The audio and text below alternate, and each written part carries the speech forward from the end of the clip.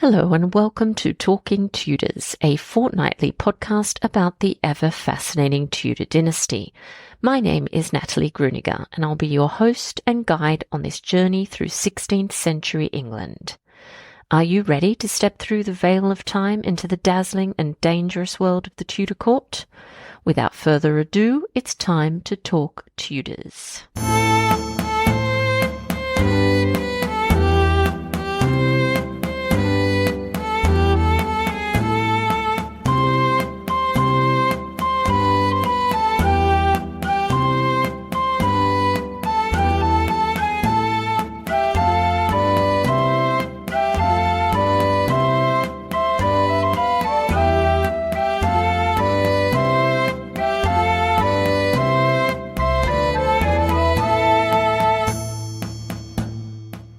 Hello everyone, welcome back to another episode of Talking Tudors. I'm your host, Natalie Grueninger. Thank you so much for joining me today. I'd like to start by acknowledging and thanking the generous listeners who continue to support Talking Tudors on Patreon, and extend a heartfelt thank you to everyone who's taken the time to rate and review the show. As an independent podcaster, this means a lot to me. If you love the podcast, please consider joining the Talking Tudors Patreon community. Visit patreon.com/talkingtudors for more information. Once you sign up, you'll have access to exclusive posts, additional monthly live talks, a member-only book club, patron-only monthly giveaways, to name just a few of the perks. You can also support the podcast and share your love of Tudor history with the world by buying Talking Tudors merchandise. Check out all the products at talkingtudors.threadless.com. Now, on to today's episode. I'm thrilled that joining me on the podcast to talk about Henry VIII's visit to West Horsley Place in July 1533 is Professor James Clark, Director of Societies and Cultures Institute at the University of Exeter, and Ilona Harris, the Director of West Horsley Place. Let's dive straight into our conversation. Hello, everyone. Welcome back to another episode of Talking Tudors. I'm delighted to be joined today by two guests, which is always really fun. So I have Professor James Clark and Ilona Harris. So we might start with some introductions. So Ilona, would you like to introduce yourself to everyone first, please? Not a problem. Hello, my name's Ilona Harris. I'm the director of West Horsley Place. We are a 400-acre estate based around a Grade 1 listed manor house in Surrey. And James, would you like to say hello to everyone? Yes, hello. It's a pleasure to join you. I'm James Clark. I'm Professor of History at the University of Exeter, where I research the end of the Middle Ages and the early part of the Tudor period in England. Wonderful. And we're here to talk about some exciting research, actually, that's been going on into West Horsley Place. But before we dive into that, it would be wonderful if we could just hear a little bit about the history of this particular site. Yeah, absolutely. So West Horsley Place is in a very leafy, lovely part of Surrey. It's a 400-acre estate. It has about 4 or 5 acres of walled garden. It has a listed manor house at its heart and various other buildings as well. There's been a house on the estate for over 1,000 years, but the house that still stands, its oldest parts date back to 1425. Various adaptations and various interesting owners, including Henry VIII at several points. So quite a lot of historic connections there with interesting characters. And more recently, it actually was privately owned by Lord and Lady Crewe, who bought the house in the 30s, and their daughter inherited from them in 1967. And when she sadly died in 2015, she bequeathed it to her nephew, and he and his wife decided to turn it into a charity. So that's how West Horsley Place Trust, the charity, was started. And we're an arts-based charity here to encourage and improve people's well-being through access to culture, heritage and nature, using all of these amazing historic stories that the house provides us to do so. Wonderful. And I know that there's been some investigations taking place into the manor house. So do you want to tell us a little bit about what this new research has actually revealed? Yes. So what we brought into focus is the importance of West Horsley Place as a royal palace, royal residence, and really as a stage on which some of the dramas of early Tudor history of the reign of Henry VIII are played out. Now, I think historians for generations have really focused their attention on the centres of government in the Tudor period. Westminster Palace, of course, where Parliament so often convened, and Greenwich Palace, which was especially popular with the Tudors, and Richmond. So the chain of royal residences around the capital city is where conventionally we assume that much of the political narrative of Henry VIII's reign is woven. And what we've increasingly been aware of is how this location, this manorial residence out there in the leafy landscape of Surrey, is actually another of those sites of royal history, of political drama, particularly in the critical moment of Henry VIII's reign. That is in the 1530s. That's the decade that sees Henry turn from being, in effect, a pretty conventional European monarch with a politically advantageous marriage to a Spanish princess. From that to being head of the Church of England, a new organizational structure, embarking on a sweeping reformation of religion, and really overturning much of the fabric of English political, social, cultural life. So we find Henry at West Horsley Place at probably the most important moment in his reign. So that's what makes the discovery of its importance so intriguing for us. That is fascinating. And I have to say, it's right up my alley because I love to tell the story of the Tudors through the lens of the great houses where all of this drama played out. So this is so exciting. So do we know what the house looked like in the 16th century? And has it been much changed, obviously, over time? So the house, as Henry VIII and his court would have known it, would have looked quite different. I think first and foremost, it would have been much larger. There is a wing that would have stood on the west side of the property as it now is, which was taken down later in its history. It would have been, like so many great Tudor houses, it would have been timber framed, although almost certainly rendered over with lime plaster. So it would have looked that rather sort of creamy white colour standing there in the parkland, but inside very much an intricate timber structure, also filled with much panelling, none of which from the Tudor period is really very visible today. The restoration of the house now is beginning to peel back some of those layers of history, and there, in some parts of the house, away from the public rooms, it is still possible to see some of that timber skeleton, as it were, of the building. So a big timber-framed hall house standing in really very beautiful parkland, woodland in the distance, but immediately around the house, we know a formal garden, a garden which the residents of the house and the royal guests and members of the court like to spend time in. We know that, again, some of the political intrigue that we've been uncovering, the garden plays a key role. Of course, a place where secret messages can be passed. So we've got to imagine a garden with walkways and places where people can meet clandestinely if they wish. And then crucially for the Tudor period, what West Horsley perhaps was best known for is woodland in which the residents of the house can hunt. Wonderful hunting ground. Henry VIII is absolutely obsessed as a young man with stag hunting. It's said that he spends 14 hours a day, quite happily, out there hunting.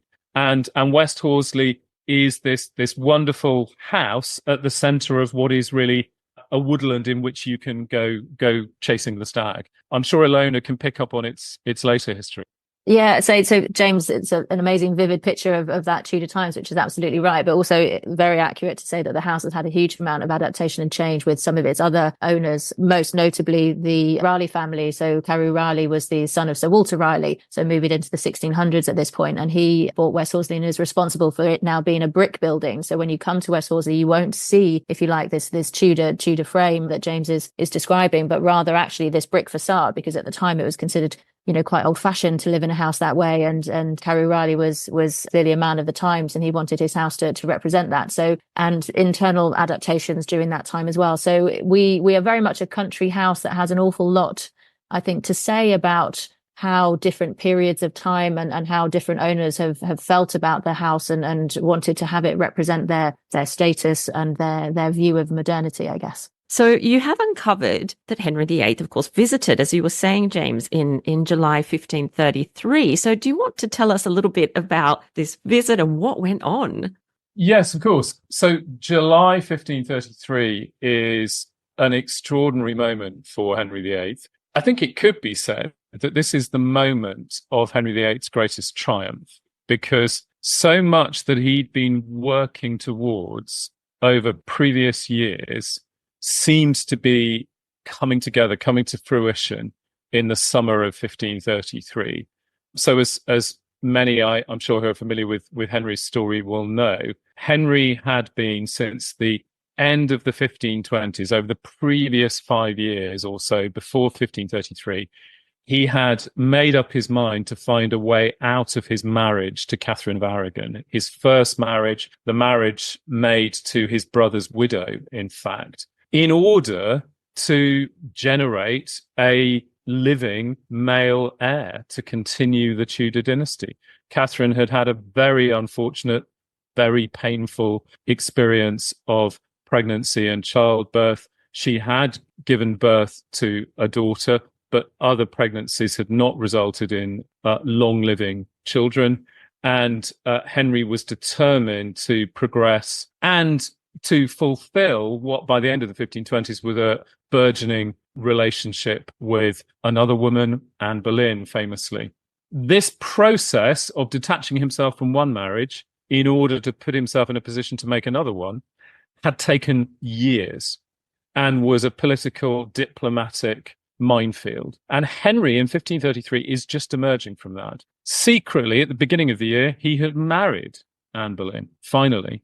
We suspect, most of the documentation tells us, that the relationship had not been consummated, in fact, until early in 1533 when the marriage is made. So Henry's sense of fulfillment is total in the spring of 1533. He had married Anne in secret. He had, in his view, won the battle of international politics and diplomacy, breaking with the Roman papacy in order to grant himself a divorce from Princess Catherine and enable that marriage. Then, at the end of May 1533, he had felt confident enough in his position, and his advisors in government were confident enough, that he could go public with this news. He'd married Anne Boleyn, and that he was heading forward into a new era for himself and for his dynasty, but really for the kingdom as a whole. On the 1st of June, 1533, in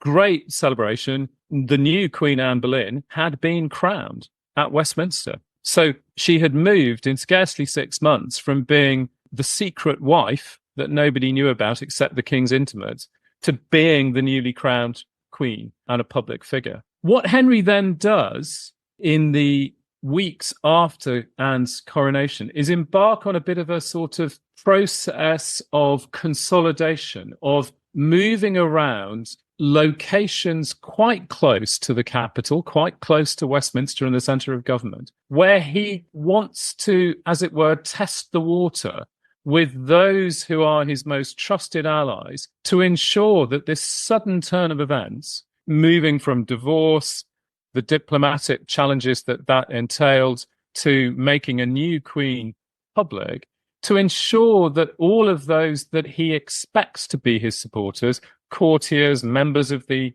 nobility, do indeed buy into this project. Henry himself is triumphant, but he has to be certain for his own security that those around him are also investing in this new era. And so he begins to visit places that he's often visited, but that are locations where different groups of courtiers are gathered, different members of the nobility, where he can gently, but undoubtedly with a real sense of need, he could gauge whether or not they buy into this. And that's what brings him to West Horsley, because he gave West Horsley as a hall house to his longest serving court favourite, a man called Henry Courtenay, who was Marquis of Exeter in the southwest of England, a man from a ancient aristocratic lineage, but one whose great houses, castles, properties all lay in the far southwest of England, which is not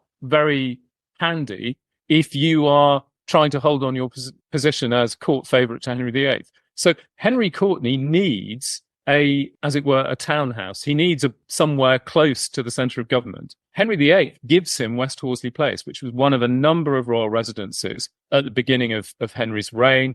He gives it to him so that Henry Courtenay, his favourite, has got a place close to the centre of power. So Henry, in later June, early July 1533, is making a circuit to places where his closest courtiers are gathered to really carry out this, if we like, sort of PR exercise. Today, I suppose, in that horrible management speak, we'd call this socializing a difficult idea. You go to your intimates and you socialize something. In the business world, that might be socializing the need for voluntary redundancies. But for Henry, it's socializing the prospect of a new era. So he comes in 1533 on this circuit for effectively a few days hunting and hospitality as a guest of his favourite, Henry Courtenay and his wife Gertrude. The royal party arrives. There is a banquet, which is well documented. But above all, there's no doubt that the main event is hunting. Henry in 1533 is still, although he's in his 40s, he is still committed to the full physical demands of the chase, that is, being on horseback, spending hours a day from pretty much first light in the summer. So this would be very early in the morning as it's getting light, and out there in the woods most of the day pursuing the stag. One of the reasons Henry Courtenay is such a favourite of Henry VIII is that he is a man of considerable physical prowess himself. He's a younger man than Henry VIII. He is nearly a decade younger than Henry. Henry, being intensely competitive, undoubtedly now into his 40s, which is pretty old in the Tudor period, he wants to prove himself against the younger man, there's no doubt. So there'd be a certain amount of sort of machismo in this weekend as the royal party and the Courtenay family are out there hunting. It's a whole family exercise. We know that Henry Courtenay's wife, Gertrude, the Marchioness, she loves hunting too. And they even bring their little boy, Edward, who's about 6 years old at this point. He has his own hunting outfit and hunting gear and a little miniature bow and arrow. So everybody's out hunting when they're not banqueting. And obviously, Anne Boleyn is also an avid hunter as well and loved the sport, but she is quite heavily pregnant at this point. Is there any evidence to suggest that she accompanied the king? The short answer is we don't know, but you're quite right. Anne has had a pretty exhausting previous 6 weeks, being projected into the public glare and gaze with her coronation at the beginning of June. We know that she remains in the king's company for most of the rest of June. The next documented sighting, if you like, of Anne is actually at Windsor at the beginning of August, where the documents tell us that she and the ladies of her household are now beginning to count down towards the beginning of a lying in process. So waiting for the closing month or so of her pregnancy. The child she's carrying, of course, Elizabeth I, as she becomes, is born in September. And so being heavily pregnant within 6-8 weeks of delivery in high summer is, as anyone who's been through that experience, is not ideal for extensive traveling. And so the balance of probability is that whilst Henry and some of his immediate male attendees, other favourites of his, like Sir William Fitzwilliam, who is close to Henry throughout his reign, come to West Horsley, it seems perhaps most likely that Anne doesn't, but we cannot be absolutely sure. It is very likely on the 29th of July, 1533, that other very important figures around Henry are there. I strongly suspect that Thomas Cromwell is there. Cromwell is not a great one for hunting, but Cromwell at this point, one of the insights our research is bringing into focus, Cromwell has reason to be suspicious of the Courtenay family in the summer of 1533. And Cromwell likes to keep those who he is suspicious of under his nose at all times. Although Cromwell has a whole network of informants, where he can, he likes to keep his enemies close. And so I don't think having spent a lot of my career reading Thomas Cromwell's memoranda and letters and so on, I don't think Cromwell would have missed the opportunity to be, at least as it were, in the corner of the room, watching and listening. Cromwell's got a fantastic, formidable memory, so he will more or less commit to memory everything that he hears in this, what is otherwise a very pleasant country house weekend. And so, Ilona, maybe do you want to tell us a little bit more about sort of what went on, if we know anything about menu, food that was served, entertainments, that sort of thing? Yeah, absolutely. And again, all of this is born from the research that James and his colleagues at Historic Royal Palaces have been doing. So as part of that research, we're delighted that we've been able to have a copy of that handwritten menu, which is a gorgeous thing and a document in of itself. And awful. My favorite thing that's on it, I have to say, well, two things actually. One is that there's clotted cream on it, which James and I have talked before, is that sort of Devon influence coming in from the Courtenay family, which is always good. And then something that sounds absolutely appalling, which is scraped cheese with sugar, which I'm not too sure I want to know what that is, but it sounds not like something you'd want to eat. Lots of fish on the menu, lots of venison, which again we're going to assume comes from the estate itself. And I think the estate being so wide and varied would have given quite an abundance of fruit. We know that there are damsons and sloes and mulberries that are grown on the estate. There would have been fruit trees in the walled gardens, all things like that, and would have been a very vibrant kitchen drawing from the estate and the hunting, as James has suggested. So I think there's lots of things to draw on that we very much hope that the Hosting Henry week that we'll be having in July to recreate is going to very much bring all of that to life for people to experience for themselves. Wonderful. And you mentioned there, obviously, Thomas Cromwell was possibly in attendance at some point. Do we know of anyone else that was certainly there over the weekend? Of court figures, because we don't have an original list of those who are present, we can only surmise who might be there in attendance on the king.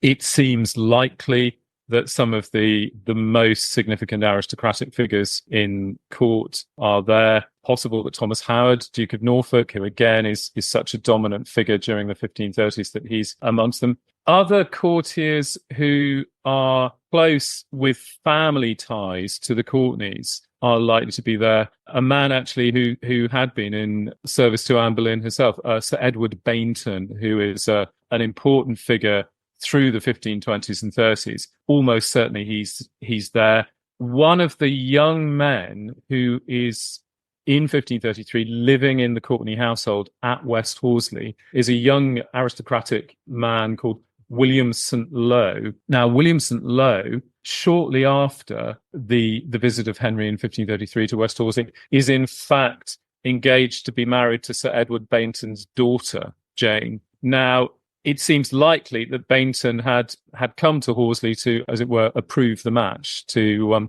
get the lowdown on this young man. Bainton clearly marrying his daughter to somebody who is well positioned in a household of the king's principal favourite at this point. The cast of characters who are likely to be in and around West Horsley at this point are reinforcing the impression that what Henry's doing in the summer of 1533 is strengthening his closest ties, reaffirming the network of allies and supporters that he has built up around himself. Those who've been serving in his household, in Queen Anne's household, over the previous number of months, in order to give this new era a really firm footing. Given that in the summer of 1533, the news of the king's divorce, the new queen, is still only slowly filtering out across the country.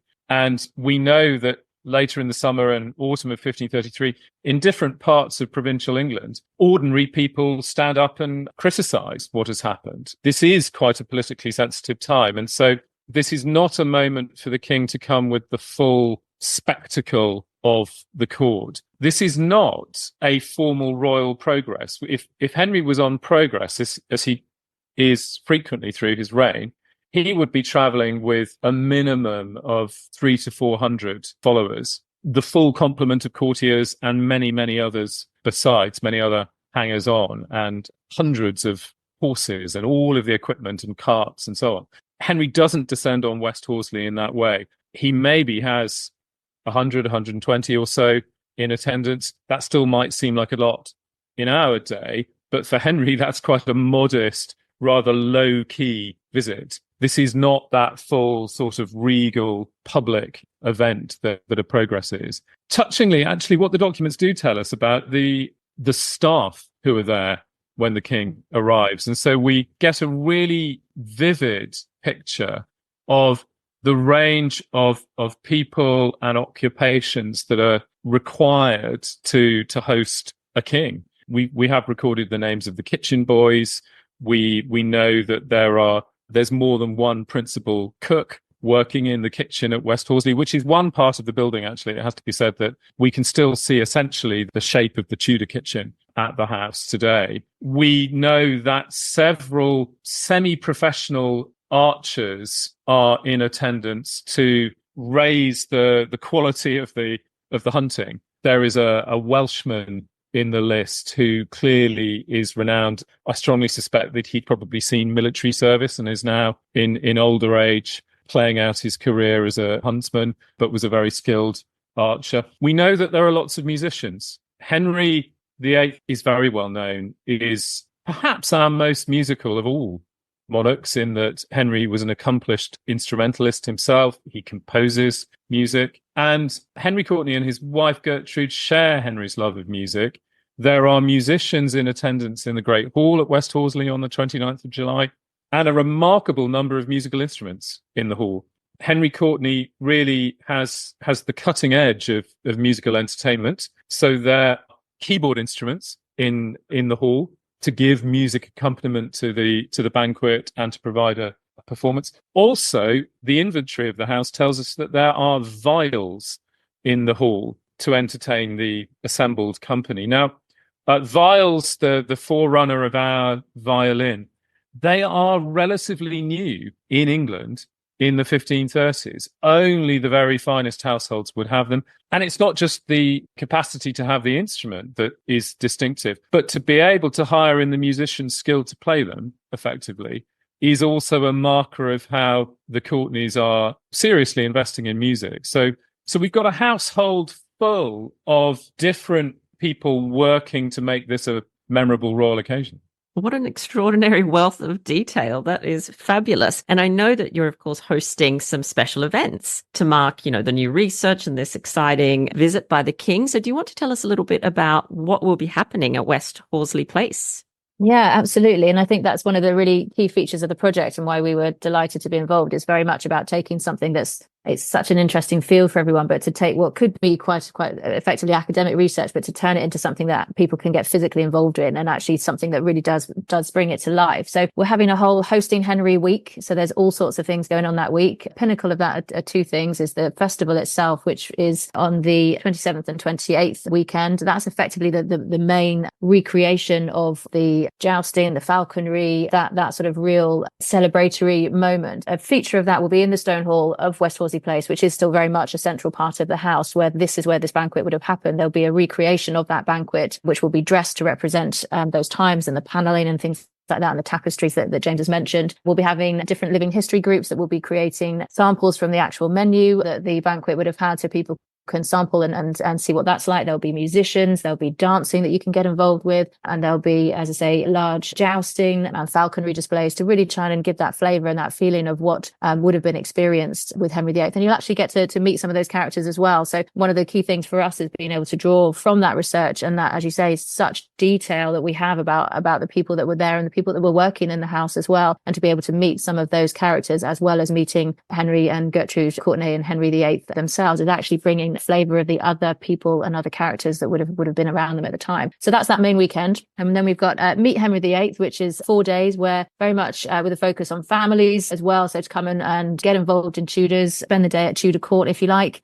in the house, with lots of different activities to have, and then having this intimate moment where you'll be able to sit down for lunch with Henry and Gertrude, and again be able to just have a really immersive experience as to what that would have been like. And then around that, a number of different talks by a variety of people on different aspects of Tudor life, whether that's Tudor cooking or Tudor costume, Tudor dress. So lots of ways that people can get really involved into that history and into the amazing detail that the research is coming out. That sounds amazing. So do people need to pre-book tickets for these You days? just check out our website, so westhorsleyplace.org, and you'll find all the information there. But we'd love to see as many people as possible, because it's a really exciting way to bring a sort of an unknown aspect or a lesser known aspect, particularly with the house itself, and how that's really, as James has said, is really becoming much more significant, I think, in the life of Henry VIII. And it's exciting for us to be able to really reflect that in what people will be able to experience. And James, if anyone listening wants to know a little bit more about the research, is there somewhere specific that they should go for that? Is there anything published online?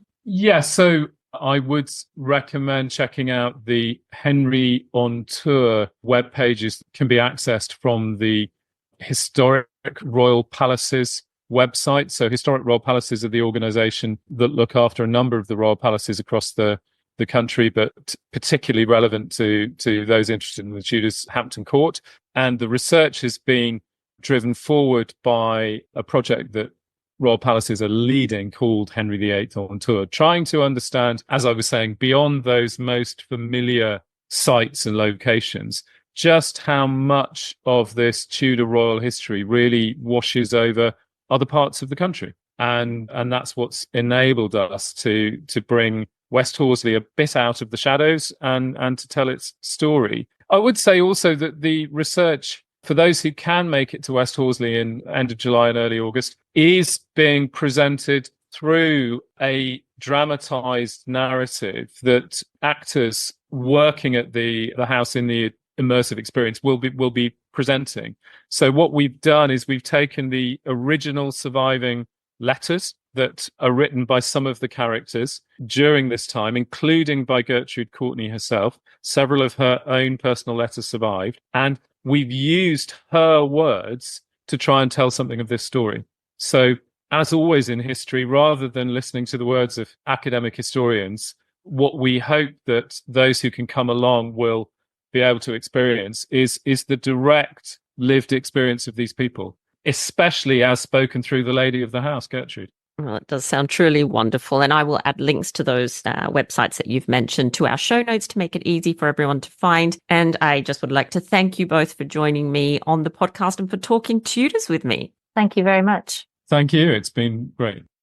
Well, that brings us to the end of this episode of Talking Tudors. Thank you so much for joining us. I absolutely love to hear from listeners, so if you have any comments or suggestions, or just want to say hi, please get in touch with me via my website, www.onthetudortrail.com, where you'll also find show notes for today's episode. If you've enjoyed the show, please share the podcast with friends and family, and don't forget to subscribe, rate, and review. I also invite you to join our Talking Tudors podcast group on Facebook, where you can interact with other Tudor history lovers and hear all the behind-the-scenes news. You'll also find me on Twitter. My handle is On The Tudor Trail, and on Instagram as The Most Happy 78. It's time now for us to re-enter the modern world. As always, I look forward to talking Tudors with you again very soon.